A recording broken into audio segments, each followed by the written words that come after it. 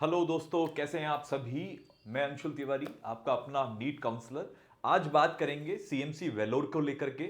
CMC Vellore के लिए जो है रजिस्ट्रेशन स्टार्ट हो चुके हैं, जो कि इंडिया के अंदर अगर मैं बात करूं कि सबसे कम फीस एक सीएमसी वेलोर की है। और अगर टॉप वाइज कॉलेज वाइज बात की जाए तो इंडिया के टॉप यानी कि कॉलेजों की गिनती में सीएमसी वेलोर का नाम लिया जाता है। अगर सीएमसी वेलोर की बात की जाए कि कितनी सीटें यहां पे दूसरे स्टेट के लिए हैं और किस तरीके से सीएमसी वेलोर का प्रोसेस रहता है, क्या डेट्स हैं, आइए एक एक चीज को विस्तृत में अपन चर्चा करते हैं। अगर आप मेरे चैनल पे नए हैं तो चैनल को सब्सक्राइब कर लें, और मेरा टेलीग्राम चैनल भी आपको दिया हुआ है जिसपे कंप्लीटली सीएमसी की हम डिटेल जो है हमारे टेलीग्राम चैनल पे भी आपको शो ऑफ कर देंगे।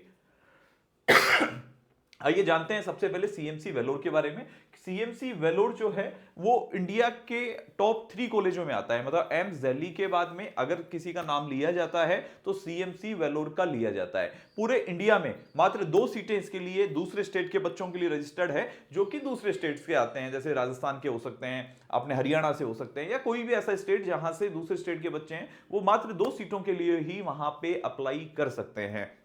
अब बात क्या आती है कि वहां पे जहां पे सीएमसी वेलोर है तमिलनाडु के लिए, तो तमिलनाडु के स्टूडेंट्स को यहां पे एक्स्ट्रा बेनिफिट दिया जाता है। साथ के अंदर जो वहां के माइनॉरिटी कोटा है उन्हें भी यहां पे इनका बेनिफिट मिलता है। आइए तो डेट्स और वो भी जान लेते हैं कि सीएमसी के रजिस्ट्रेशन करने से किसको बेनिफिट मिल सकता है।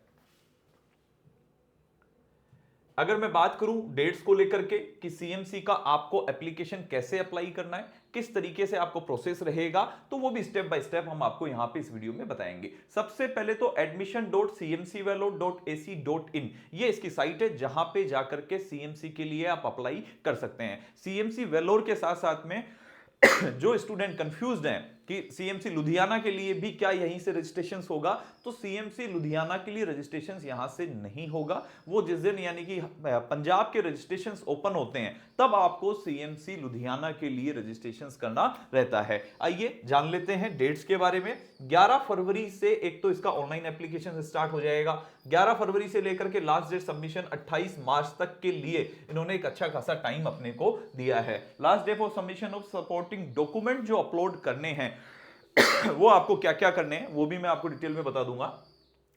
आपको डॉक्यूमेंट्स 1 अप्रैल तक अपलोड करने हैं, मतलब 28 मार्च के बाद में भी आपको समय दिया गया है लास्ट डेट डॉक्यूमेंट्स अपलोड करने की। लेकिन आपका एप्लीकेशन सबमिट होकर के आपको फीस जमा करवानी कंपलसरी रहेगी। Last date of the receipt of annexure for only for candidate who have applied for undergraduate college recommendation of Christians code. अगर जो क्रिश्चियंस हैं, जो क्रिश्चियन कॉलेज से वहां पे अप्लाई करके आए हैं, उन्हें अप्लाई करने के लिए 25 अप्रैल तक का समय यहां पे दिया गया है। ये तो हो गई आपकी डेट्स की बात जो आपको यहां पे ध्यान देना है। लेकिन अगर मैं सीट की बात करूं कि यहां पे किस तरीके से सीटों का डिवाइडेशन किया गया है, तो यहां पे एमबीबीएस के लिए मैनेजमेंट सीट और गवर्नमेंट सीट दो तरीके की सीटें हैं। मैनेजमेंट में ओपन कोटे में 2 सीटें आती हैं जिससे कोई भी बच्चा जो है ओपन कोटे से अप्लाई कर सकता है। माइनॉरिटी नेटवर्क के लिए 38 सीटें हैं। ये माइनॉरिटी नेटवर्क क्या है? माइनॉरिटी नेटवर्क जो स्टूडेंट क्रिश्चियन हैं या फिर सॉरी क्रिश्चियन जो अलग अलग यानी कि अपने स्टेट के अंदर आकर के रहने लगे हैं लेकिन वो अभी भी क्रिश्चियन हैं और उनके पास में वहां का कोटा है, तो वो माइनॉरिटी नेटवर्क के अंदर आते हैं।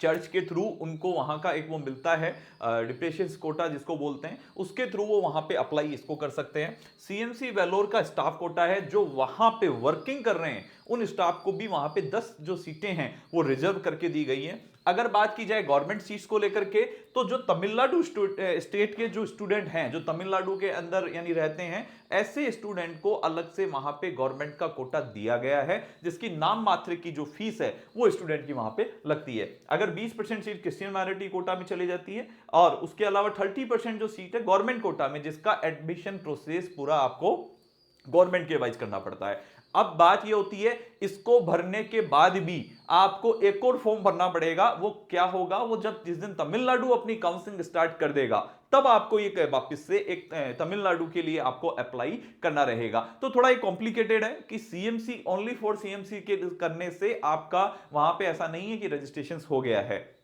आपको जिस दिन तमिलनाडु की स्टार्ट होगी काउंसलिंग, तब आपको फिर से रजिस्ट्रेशन करना होगा। तो ये भी आपको जानकारी होनी बहुत ही जरूरी है।